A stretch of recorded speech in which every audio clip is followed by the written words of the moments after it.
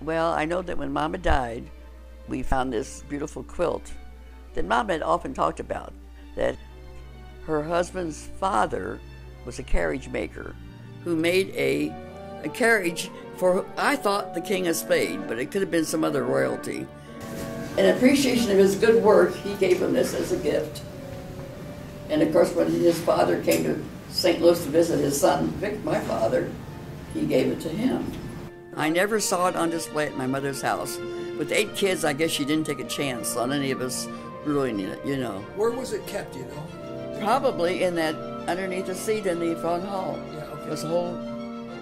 My son Wayne was nice enough to get the curator of the St. Louis Art Museum to display this for her. So she went to a lot of trouble just to get this out of storage for us to have a private showing. But you know, typically, you know, the things that we collect in a museum, you know, quilts and things, it's, you know, it's the higher, the showpieces. Right. Like something like this would be given as a, like a wedding gift or something, because this would not be a utilitarian piece. Isn't that nice little checkerboard one? Yeah. Imagine doing all that by hand. Yeah. Well, you know, swapping every other color, every other little yeah. large. Yes, no, and the picture doesn't show the vividness of the colors. Right, yeah.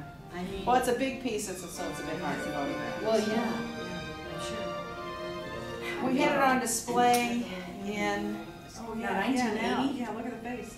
And again in 2005.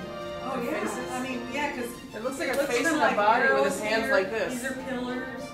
Like a I see it different. Indian guy, or like this is a face with a little mustache. I mean, Oh. beard. This is his hat, and then this is the body with his arms like this, and then. I've not seen a lot of these, so it's, you know.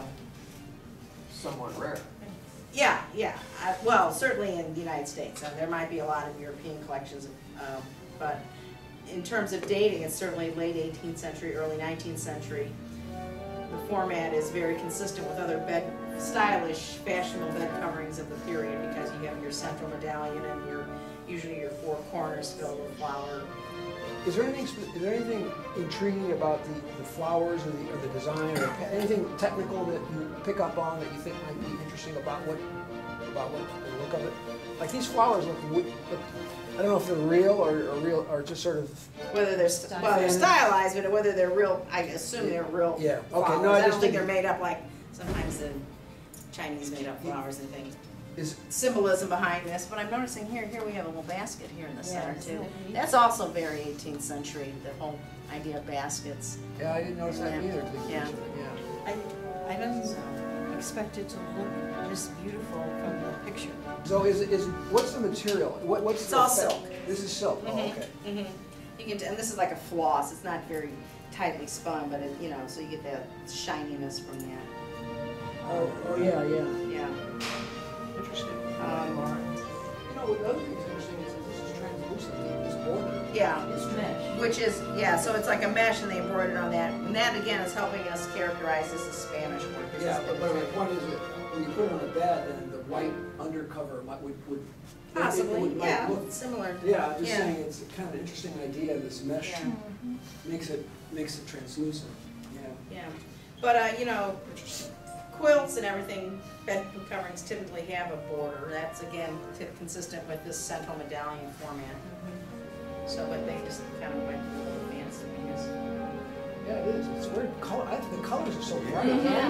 Yeah, and actually, you know, there really hasn't been that much fading when you look at that. Well, that's the underside? Yeah. Yeah. So this was your mother's? Yeah, my Yes. mother. Your mother's.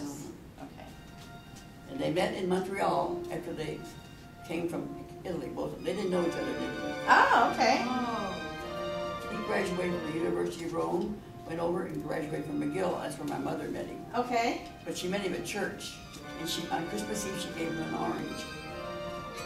And evidently her dad invited him home for dinner. And that's how it all started. Holy cow. Yeah.